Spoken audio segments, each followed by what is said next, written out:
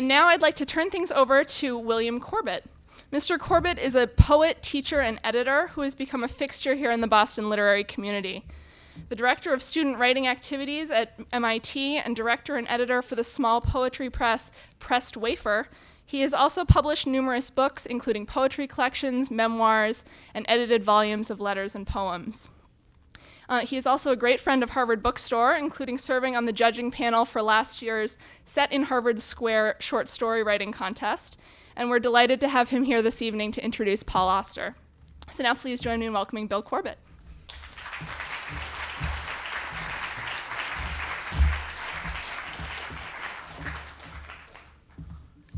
When you're 68, you become a fixture.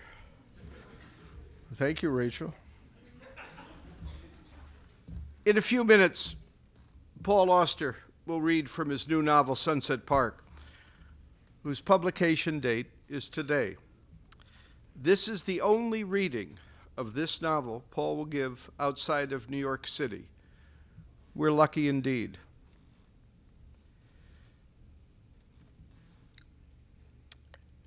I am luckier than most because Paul has been my much-loved, admired, and loyal friend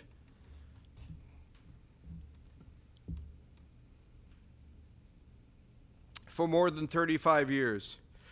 We have appeared together on stage in Los Angeles, walked down Broadway from Columbia University to Greenwich Village, and seen games in Fenway Park and Citi Field. In Vermont, we played wiffle ball and hit piners. But most of our adventures have taken place over lunches and dinners, in restaurants, and around our dining room tables. We talk about our families, friends, books, movies, and baseball. Our wives, Siri and Beverly, are often in on the conversations. When it comes to Paul Auster, there is not an objective bone in my body. I have been proud to introduce him from this stage before, and am proud to do so tonight, because his Sunset Park is a knockout. I usually read Paul's novels in manuscript on the train from New York. Opening Sunset Park, I had the ending of Invisible, that Beckettian, comic, and disturbing music in mind. Where could he go from there? I'm sure I looked out the train window a few times, but I didn't leave Sunset Park. I was so absorbed until I heard the conductor call Back Bay Station. Paul's intelligence and imagination no longer amaze me. What has increased is my wonder at the way he transforms subjects I've heard him talk about. Over the past 5 years especially, what's going on in his writing has been percolating in our conversations. What he's able to transform into compelling stories. Sunset Park is a novel so rich, it will be about many things to Paul's many readers. For me, at its core, is returning servicemen, my father's generation, in the aftermath of World War II. I am amazed to say that. I had no idea what my great friend had up his sleeve.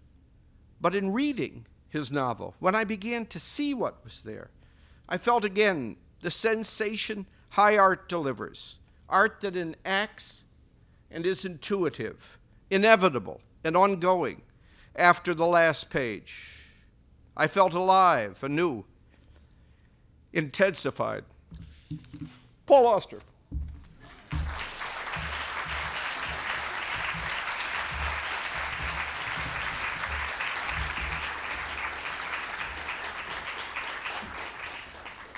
Well, I came to Boston because I wanted to see Bill and Beverly. That's why I'm here. But also to do this reading, and I'm glad to be back in the Brattle Theater. Sunset Park takes place now. By now, I mean the fall of 2008 to the spring of 2009. And that was when I was writing the book. It jumps around from character to character. So I'm going to do a reading that jumps around through the book. The very first pages belong to a chapter, Miles Heller, who is probably the central character of the book. And I'll begin with this. For almost a year now, he has been taking photographs of abandoned things. There are at least 2 jobs every day, sometimes as many as 6 or 7. And each time he and his cohorts enter another house, they are confronted by the things, the innumerable cast-off things left behind by the departed families.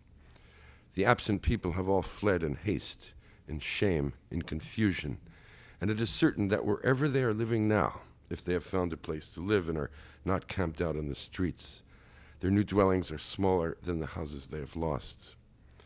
Each house is a story of failure, of bankruptcy and default, of debt and foreclosure, and he has taken it upon himself to document the last lingering traces of those scattered lives in order to prove that the vanished families were once here, that the ghosts of people he will never see and never know are still present in the discarded things strewn about their empty houses. The work is called Trashing Out, and he belongs to a 4-man crew employed by the Dunbar Realty Corporation, which subcontracts its home preservation services to the local banks that now own the properties in question. The sprawling flatlands of South Florida are filled with these orphaned structures, and because it is in the interest of the banks to resell them as quickly as possible, the vacated houses must be cleaned, repaired, and made ready to be shown to prospective buyers. In a collapsing world of economic ruin and relentless, ever-expanding hardship, Trashing Out is one of the few thriving businesses in the area. No doubt he is lucky to have found this job. He doesn't know how much longer he can bear it, but the pay is decent, and in a land of fewer and fewer jobs, it is nothing if not a good job. In the beginning, he was stunned by the disarray and the filth, the neglect. Rare is the house he enters that has been left in pristine condition by its former owners. More often, there will have been an eruption of violence and anger, a parting rampage of capricious vandalism, from the open taps of sinks and bathtubs overflowing with water, to sledgehammered, smashed-in walls, or walls covered with obscene graffiti, or walls pocked with bullet holes, not to mention the ripped-out copper pipes, the bleach-stained carpets, the piles of shit deposited on the living room floor. Those are extreme examples, perhaps, impulsive acts triggered by the rage of the dispossessed, disgusting but understandable statements of despair. But even if he is not always gripped by revulsion when he enters a house, he never opens a door without a feeling of dread. Inevitably, the first thing to contend with is the smell, the onslaught of sour air rushing into his nostrils, the ubiquitous, commingled aromas of mildew, rancid milk, cat litter, crud-caked toilet bowls, and food rotting on the kitchen counter. Not even fresh air pouring in through open windows can wipe out the smells. Not even the tidiest, most circumspect removal can erase the stench of defeat. Then always there are the objects, the forgotten possessions, the abandoned things. By now his photographs number in the thousands, and among his burgeoning archive can be found pictures of books, shoes and oil paintings, pianos and toasters, dolls, tea sets and dirty socks, televisions and board games, party dresses and tennis rackets, sofas, silk lingerie, caulking guns, thumbtacks, plastic action figures, tubes of lipstick, rifles, discolored mattresses, knives and forks, poker chips, a stamp collection, and a dead canary lying at the bottom of its cage. He has no idea why he feels compelled to take these pictures. He understands that it is an empty pursuit of no possible benefit to anyone, and yet each time he walks into a house, he senses that the things are calling out to him, speaking to him in the voices of the people who are no longer there, asking him to be looked at one last time before they are carted away. The other members of the crew make fun of him for this obsessive picture-taking, but he pays them no heed. They are of little account in his opinion, and he despises them all.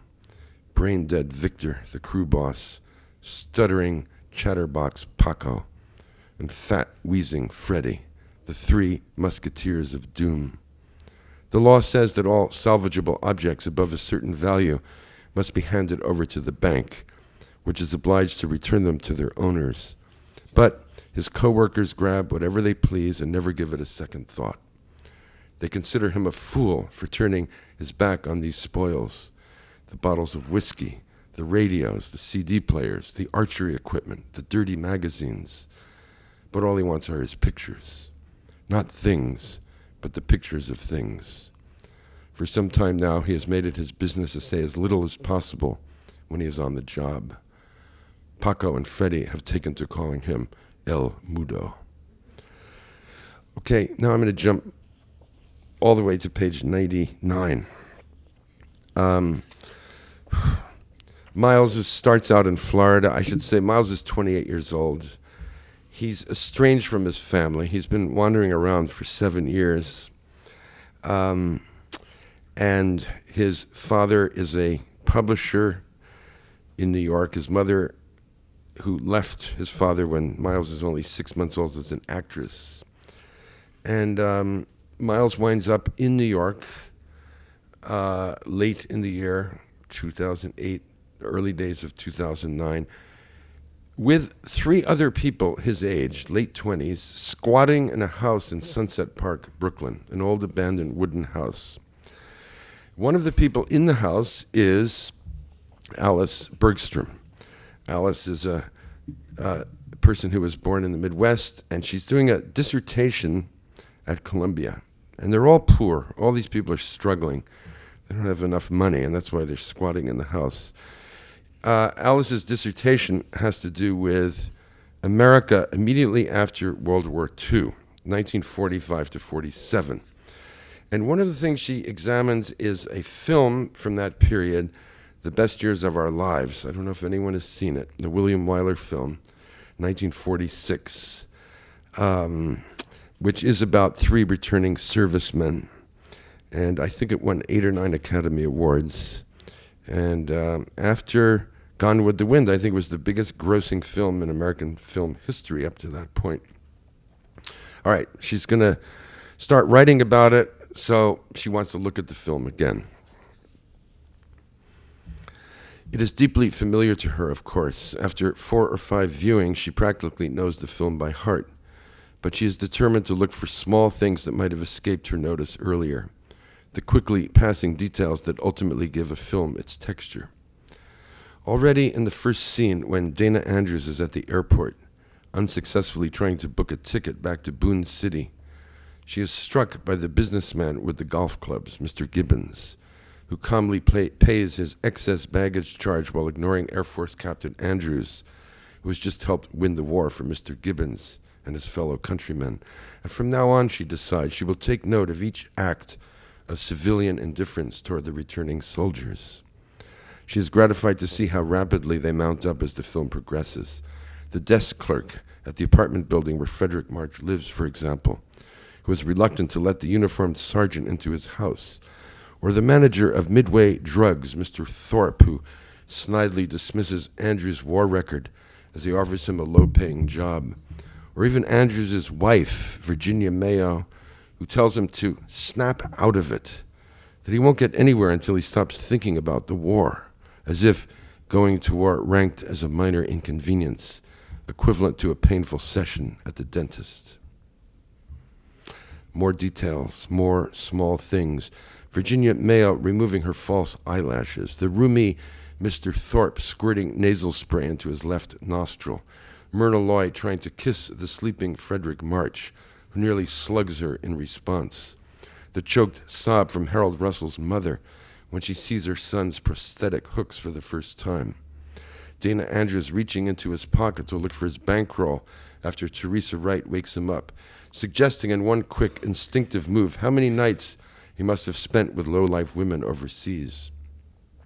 Myrna Loy putting flowers on her husband's breakfast tray, then deciding to take them off. Dana Andrews picking up the photo from the country club dinner, tearing it in half to preserve the shot of Teresa Wright sitting next to him, and then, after a brief hesitation, tearing up that half as well. Harold Russell stumbling over his marriage vows in the wedding scene at the end. Dana Andrews' father awkwardly trying to conceal his gin bottle on his son's first day home from the war. A sign seen through the window of a passing cab. Settle for a hot dog. And it goes, so we're still with Alice here, and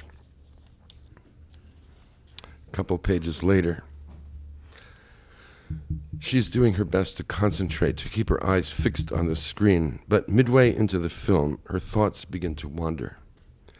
Watching Harold Russell, the third male protagonist, along with Marchant Andrews, the non-professional actor who lost his hands during the war, she begins to think about her great-uncle Stan, the husband of her grandmother's sister Carolyn, the one-armed D-Day veteran with the bushy eyebrows, Stan Fitzpatrick, belting back drinks at family parties, telling dirty jokes to her brothers on their grandparents' back porch, one of the many who never managed to pull themselves together after the war, the man with 37 different jobs, old Uncle Stan, dead for a good 10 years now.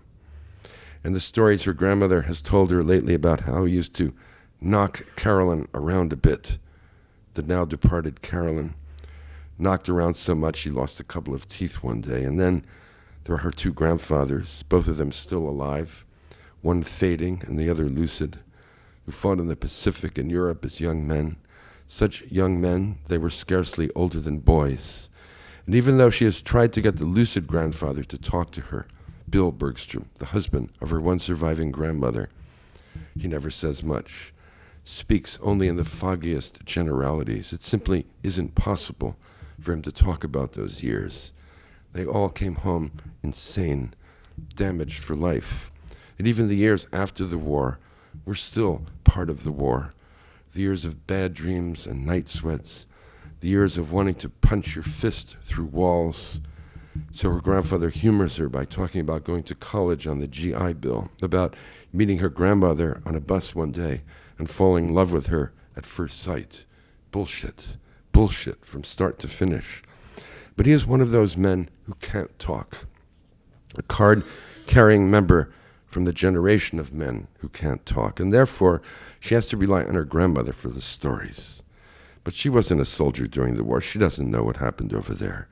And all she can talk about are her three sisters and their husbands, the dead Carolyn and Stan Fitzpatrick and Annabelle, the one whose husband was killed at Anzio and who later married again to a man named Jim Farnsworth, another vet from the Pacific. But that marriage didn't last long either. He was unfaithful to her. He forged checks or was involved in a stock swindle. The details are unclear, but Farnsworth vanished long before she was born. And the only husband she ever knew was Mike Meggert, the traveling salesman, who never talked about the war either. And finally, there is Gloria and Frank Krusniak, the couple with the 6 children. But Frank's war was different from the others' war. He faked a disability and never had to serve, which means that he has nothing to say either. And when she thinks of that generation of silent men, the boys who lived through the Depression and grew up to become soldiers or not soldiers in the war, she doesn't blame them for refusing to talk, for not wanting to go back into the past. But how curious it is, she thinks, how sublimely incoherent that her generation, which doesn't have much of anything to talk about yet, has produced men who never stop talking. Men like Bing, for example, or men like Jake. Jake is her boyfriend. Bing lives in the house. Or men like Jake, who talks about himself at the slightest prompting, who has an opinion on every subject, who spews forth words from morning to night. But just because he talks, that doesn't mean she wants to listen to him. Whereas with the silent men, the old men, the ones who are nearly gone now, she would give anything to hear what they have to say. All right, now the next little section is another person living in the house, Ellen Bryce. So we're on page 105 here.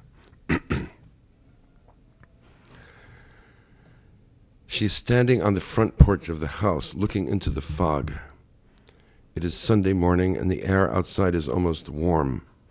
Too warm for the beginning of December, making it feel like a day from another season or another latitude.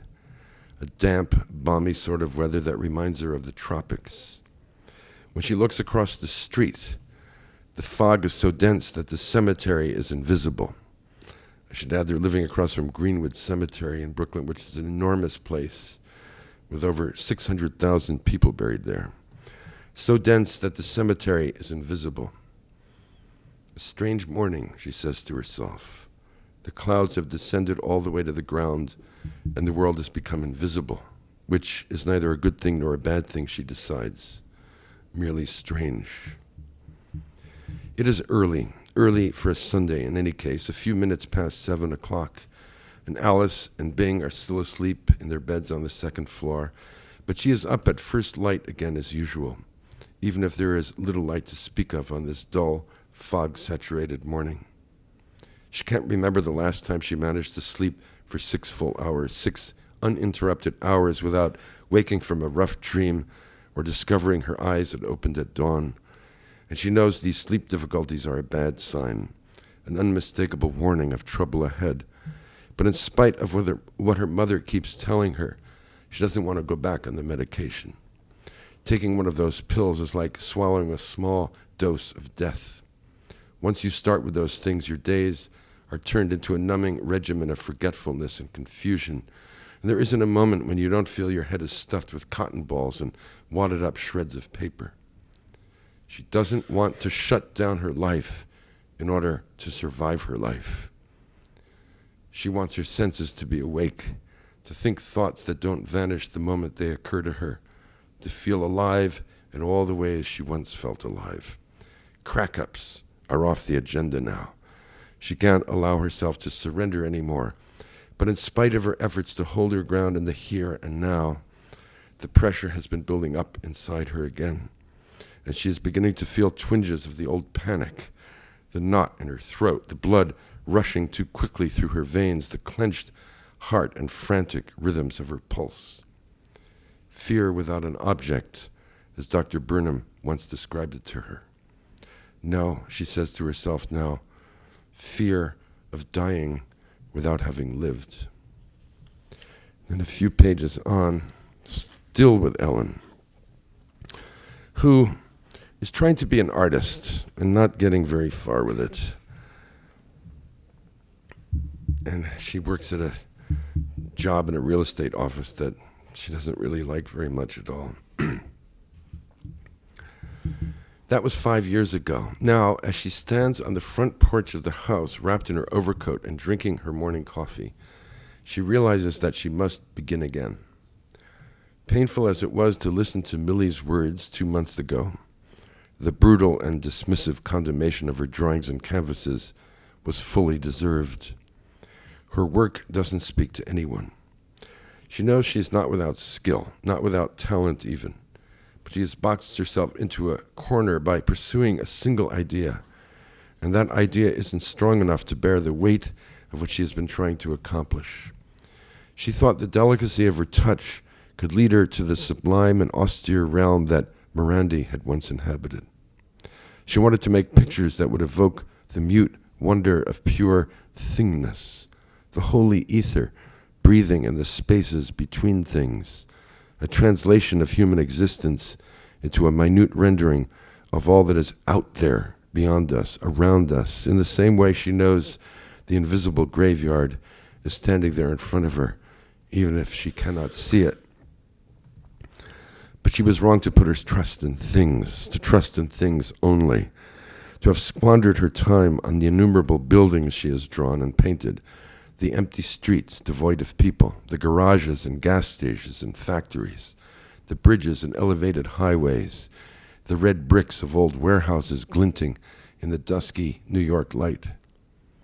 It comes across as timid evasion, an empty exercise in style, whereas all she has ever wanted is to draw and paint representations of her own feelings. There will be no hope for her unless she starts again from the beginning. No more inanimate objects, she tells herself, no more still lifes. She will return to the human figure and force her strokes to become bolder and more expressive, more gestural, more wild if need be, as wild as the wildest thought within her. All right, jumping forward again to page 135. So Miles, whom we met in the first pages, is now living in the house with the others in Sunset Park. Miles is at loose ends, and he spent most of his early days there wandering around the neighborhood. He's bought a small illustrated book about Greenwood Cemetery, and he goes in there every day with his camera now, roaming among the graves and monuments and mausoleums, nearly always alone in the frigid December air, carefully studying the lavish, often bombastic architecture of certain plots, the marble pillars and obelisks, the Greek temples and Egyptian pyramids, the enormous statues of supine, weeping women. The cemetery is more than half the size of Central Park, ample enough space for a person to get lost in there, to forget that he is a prisoner serving out his time in a dreary part of Brooklyn, and to walk among the thousands of trees and plantings, to climb the hillocks and traverse the sweeping paths of this vast necropolis, is to leave the city behind you and enclose yourself in the absolute quiet of the dead. He takes pictures of the tombs of gangsters and poets, generals and industrialists, murder victims and newspaper publishers, children dead before their time, a woman who lived 17 years beyond her 100th birthday, and Theodore Roosevelt's wife and mother, who were buried next to each other on the same day. There's Elias Howe, inventor of the sewing machine, the Kampf brothers, inventors of the safety razor, Henry Steinway, founder of the Steinway Piano Company, John Underwood, founder of the Underwood Typewriter Company, Henry Chadwick, inventor of the baseball scoring system, Elmer Sperry, inventor of the gyroscope.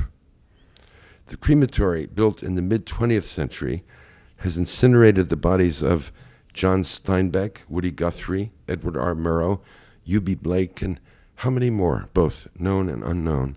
How many more souls have been transformed into smoke in this eerie, beautiful place? He has embarked on another useless project, employing his camera as an instrument to record his stray, useless thoughts. But at least it is something to do, a way to pass the time until his life starts again. And where else but in Greenwood Cemetery could he have learned that the real name of Frank Morgan, the actor who played the Wizard of Oz, was Whipperman. Okay, now I'm jumping into a section of the book entitled Morris Heller, and Morris is Miles's father, and Miles's mother has come to New York, the actress, and Morris and his ex-wife and her husband are having dinner together in Manhattan. But it begins with her, Mary Lee Swan, that's her name. She has come to New York to act in Samuel Beckett's Happy Days. She will be Winnie, the woman buried up to her waist in Act 1 and then buried up to her neck in Act 2. And the challenge in front of her, the formidable challenge, will be to hold forth within these constricted emplacements for an hour and a half, delivering what amounts to a 60-page monologue with occasional interruptions from the hapless, mostly invisible Willie. And she can think of no theatrical role she has played in the past, neither Nora nor Miss Julie, neither Blanche nor Desdemona, that is more demanding than this one. But she loves Winnie. She responds deeply to the combination of pathos, comedy, and terror in the play. And even if Beckett is inordinately difficult, cerebral, at times obscure, the language is so clean and precise, so gorgeous in its simplicity, that it gives her physical pleasure to feel the words coming out of her mouth. Tongue, palate, lips, and throat are all in harmony as she pronounces Winnie's long, halting rambles. And now that she has finally mastered and memorized the text, the rehearsals have been steadily improving. And when the previews begin 10 days from now, she hopes she will be ready to give the performance she hopes to give. Tony Gilbert has been hard on her. And every time the young director cuts her off for making the wrong gesture or not pausing long enough between phrases, she consoles herself with the thought that he begged her to come to New York to play Winnie, that again and again he has told her that no actress alive could do a better job in this role. He's been hard on her, yes, but the play is hard, and she has worked hard because of it, even letting her body go to hell in order to put on the 20 extra pounds she felt she needed to become Winnie, to inhabit Winnie. About 50, well-preserved, blonde for preference, plump, arms and shoulders bare, low bodice, big bosom. And she has done much homework and preparation, reading up on Beckett, studying his correspondence with Alan Schneider, the original director of the play, and she now knows that a bumper is a brimming glass, that bast is a fibrous twine used by gardeners, that the words Winnie speaks at the beginning of Act 2, "Hail, holy light," are a quotation from Book 3 of Paradise Lost, that beechen green comes from Ode to a Nightingale, and that bird of dawning comes from Hamlet. What world the play is set in has never been clear to her. A world without darkness, a world of hot, unending light, a sort of purgatory perhaps, a post-human wilderness of ever-diminishing possibilities, ever-diminishing movement. But she also suspects that this world might be none other than the stage she will be performing on. And even if Winnie is essentially alone, talking to herself and Willie, she is also aware that she is in the presence of others, that the audience is out there in the dark. Someone is looking at me still, caring for me still. That is what I find so wonderful. Eyes on my eyes. She can understand this. Her entire life has been about this, only this. It is the third day of the year, the evening of Saturday, January 3rd, and Morris is having dinner with Mary Lee and Korngold at the Odeon, not far from the Tribeca loft they have rented for their 4-month stay in New York.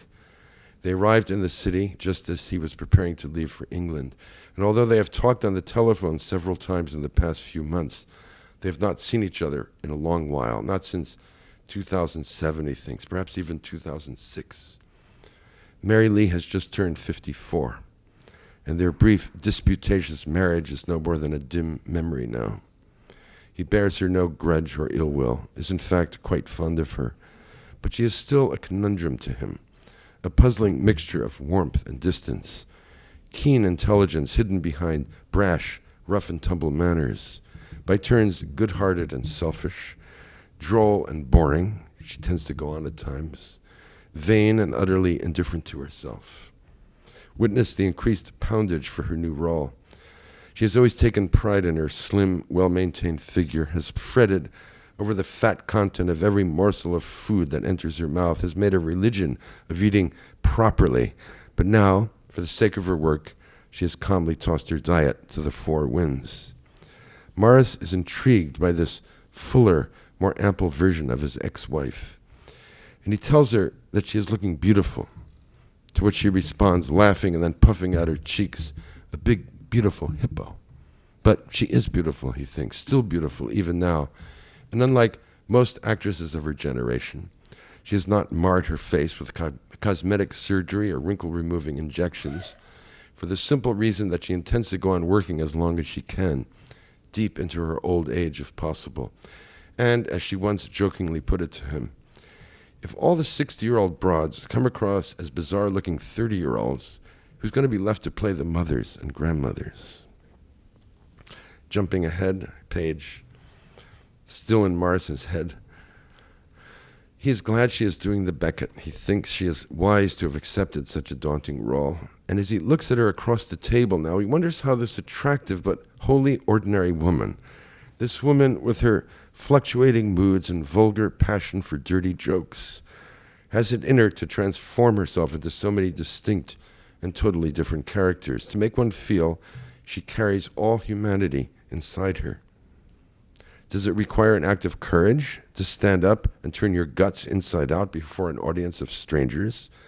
Or is it a compulsion, a need to be looked at, a reckless lack of inhibition that drives a person to do what she does? He's never been able to put his finger on the line that separates life from art, Renzo, and this is Mars's best friend and author, novelist, whom he publishes. Renzo is the same as Mary Lee. They are both prisoners of what they do. For years, both have been plunging forward from one project to the next. Both have produced lasting works of art, and yet their lives have been a bollocks. Both divorced twice, both with a tremendous talent for self-pity, both ultimately inaccessible to others. Not failed human beings exactly, but not successful ones either. Damaged souls, the walking wounded, opening their veins and bleeding in public. Now I'm going to jump farther ahead, and this is a chapter about Mary Lee Swan. And this is the evening when she's going to see her son Miles for the first time in 7 years. And she's renting this loft in Tribeca in Manhattan. Simon is her husband, who's a movie producer who has run out of luck, and he's teaching now. He's not making movies anymore. Simon left last night back to L.A. to teach his film history class. And so begins the grind of comings and goings, the poor man traveling back and forth across the country every week for the next 3 months, the diabolical red eye, jet lag, sticky clothes and swollen feet, the awful air in the cabin, the pumped-in artificial air, 3 days in L.A., 4 days in New York, and all for the pittance they are paying him. But he says he enjoys the teaching, and surely it is better for him to stay busy, to be doing something rather than nothing. But the timing couldn't have been worse. How much she needs him to be with her now, how much she hates to sleep alone. And this part, Winnie, so grueling and difficult. She fears she will not be up to it, dreads she will fall on her face and become a laughing stock. Jitters, the old knot in the belly before the curtain rises. And how is she to know an emmet is an ant, an archaic word for ant? She had to look it up in the dictionary. And why would Winnie say emmet instead of ant? Is it funnier to say emmet instead of ant? Yes, no doubt it is funnier, or at least unexpected and therefore strange. An emmet, which leads to Willie's one-word utterance, formication. Very droll that. You think he is mispronouncing fornication. But she had to look that one up in the dictionary, too, before she got the joke. A sensation of the body resembling that made by the creeping of ants on the skin.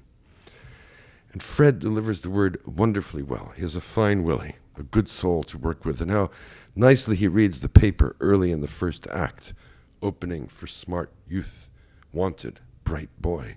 She burst out laughing at the first read-through when he spoke those lines.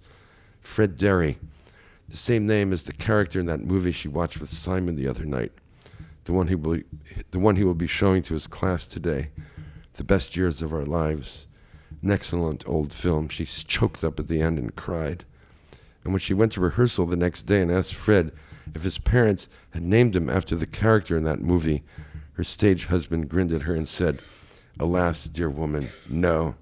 I am an aged fart who crept into this world 5 years before that film was made." Alas, dear woman. She doubts she has ever been dear. Many other things on the long journey from the first day to this day, but not dear. No, never that. Intermittently kind, intermittently lovable, intermittently loving, intermittently unselfish, but not often enough to qualify as dear. She misses Simon. The place feels sickeningly empty without him. Perhaps it is just as well that he isn't here tonight, this one night, a Tuesday night in early January, the 6th night of the year, because in 1 hour Miles will be ringing the bell downstairs.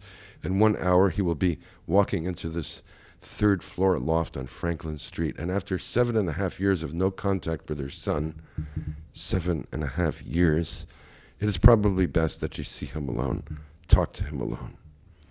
She has no idea what will happen, is entirely in the dark about what to expect from the evening. And because she is too afraid to dwell on these imponderables, she has concentrated her attention on the dinner, the meal itself, what to serve and what not to serve. And because rehearsal was going to run too late for her to cook the meal herself, she has called 2 different restaurants to deliver food to the loft at 8:30 sharp. 2 restaurants because after ordering steak dinners from the first, thinking steak was a good bet, everyone likes steak, especially men with healthy appetites, she began to fret that she had made the wrong choice, that maybe her son has become a vegetarian or has an aversion to steak, and she didn't want things to get off to an awkward start by putting Miles in a position that would force him to eat something he doesn't like, or even worse, to serve him a meal that he couldn't or wouldn't eat. And therefore, just to play it safe, she called a second restaurant and ordered a second pair of dinners, meatless lasagna, salads, and grilled winter vegetables. As with food, so with drink. She remembers that he used to like scotch and red wine, but his preferences might have changed since the last time she saw him. And consequently, she has bought 1 case each of red wine and white wine and filled the liquor cabinet with an abundant range of possibilities: scotch, bourbon, vodka, gin, tequila, rye, and 3 different brands of cognac. Jumping forward, a couple pages later, still with Mary Lee. Pity the poor hippo, she thinks. Too fat, dear woman. Too many extra pounds on the old bones. Why did it have to be Winnie now, not someone a little more graceful, a little more svelte? Svelte Salome, for instance, because she is too old to play Salome, and Tony Gilbert has asked her to play Winnie. That is what I find so wonderful. Pause. Eyes on my eyes. She has changed 3 times since returning to the loft, but she still isn't satisfied with the results.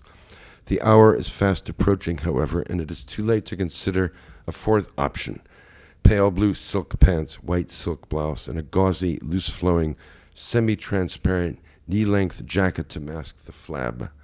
Bracelets on each wrist, but no earrings. Chinese slippers. Winnie's short hair. Nothing to be done about that. Too much makeup or too little makeup? The red lipstick a bit harsh, perhaps. Remove some of it now. Perfume or no perfume? No perfume. And the hands, the telltale hands with their 2 plump fingers. Nothing to be done about them either. A necklace would probably be too much, and besides, no one could see it under the gauzy wrap. What else? The nail polish. Winnie's nail polish. Nothing to be done about that either. Jitters. Jitters. The old lump in the gut before the emmet crawls out and formicates. Your eyes on my eyes. She goes into the bathroom for a last look in the mirror. Old Mother Hubbard or Alice in Motherland? Somewhere in between, perhaps. Wanted, bright boy. She goes into the kitchen and pours herself a glass of wine. Time for 1 sip. Time for a 2nd sip. And then the doorbell rings. Finally, towards the end of the book, now we're on page 274, Morris, Miles' father, ex-husband of Mary Lee, has met the boy. He and Miles have reconnected, and he's keeping this journal. February 7. You have met the boy twice more since your reunion on January 26th. The first time you went to Happy Days together, courtesy of Mary Lee, who had 2 tickets waiting for you at the box office. Watched the play in a kind of stunned rapture. Mary Lee was brilliant. And then went to her dressing room after the performance, where she assaulted you both with wild, ebullient kisses. The ecstasy of acting before a live audience, a superabundance of adrenaline coursing through her body, her eyes on fire. The boy looked inordinately pleased, especially at the moment when you and his mother embraced. Later on, you realized that this was probably the first time in his life he had seen this happen. He understands that the war is over now, that the combatants have long since put down their arms and beaten their swords into plowshares. Afterward, dinner with Korngold and Lady Swan in a small restaurant off Union Square. The boy said little, but was extremely attentive. Some astute remarks about the play, parsing the opening line of the 2nd act, Hail, Holy Light, and why Beckett chose to refer to Milton at that point. The irony of those words in the context of a world of everlasting day, since light cannot be holy except as an antidote to darkness. His mother's eyes looking at him while he spoke, glistening with adoration. Mary Lee, the queen of excess, the Madonna of naked feelings. And yet you sat there watching her with a twinge of envy, somewhat amused, yes, but also asking yourself why you continue to hold back. You felt more at ease in the boy's presence the second time, getting used to him again, perhaps, but still not ready to warm up to him. The next encounter was more intimate. Dinner at Joe Jr.'s. Joe Jr.'s is a kind of down-and-out diner in New York, which has since closed. Dinner at Joe Jr.'s tonight for old time's sake. Just the two of you, chomping on greasy hamburgers and soggy fries, and mostly you talked about baseball, reminding you of numerous conversations you had with your own father, that passionate but wholly neutral subject, safe ground as it were. But then he brought up Herb Score's death and told you how badly he'd wanted to call you that day and talk about it. The pitcher whose career was ruined by the same kind of injury that knocked down your father, the grandfather he never met. But then he decided that a long-distance call was inappropriate, and how odd that his first contact with you ended up being by telephone anyway, the calls between Brooklyn and Exeter when you were in the hospital, and how afraid he was that he would never see you again. You took him back to Downing Street after dinner, and it was there, in the living room of the old apartment, that he suddenly broke down and wept. He and Bobby was his stepbrother, who was killed in an accident when Miles was 16. He and Bobby were fighting that day, he said, out on the hot road all those years ago. And just before the car came, he pushed the smaller Bobby hard enough to make him fall down, and that was why he was run over and killed. You listened in silence. No words were available to you anymore. All the years of not knowing, and now this, the sheer banality of it, an adolescent spat between stepbrothers, and all the damage that ensued from that push. So many things became clearer to you after the boy's confession, his savage withdrawal into himself, the escape from his own life, the punishing blue-collar jobs as a form of penance, more than a decade in hell because of one moment of anger. Can he be forgiven? You couldn't get the words out of your mouth tonight, but at least you had the sense to take him in your arms and hold him. More to the point, is there anything that needs to be forgiven? Probably not. But still, he must be forgiven. Thanks very much. Thank you.